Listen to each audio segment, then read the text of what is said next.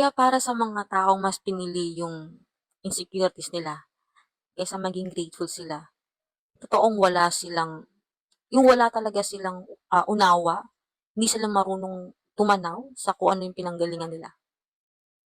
Kasi nabalot na sila ng materyal ng sistema ng mundong ito. Hindi nila inisip kung ano yung mas mahalaga kaysa sa mga panandaliang sandali na yun, mga bagay na yun. Yung taong inunawa mo sa lahat,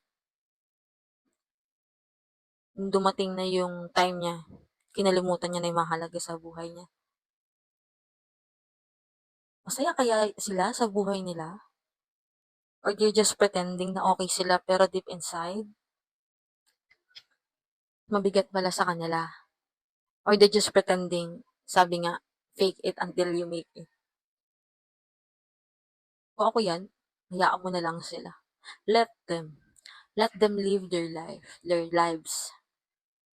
As long as ikaw na tumulong sa taong insecure na yan sa buhay niya, na maluwag sa puso mo, 'di ba?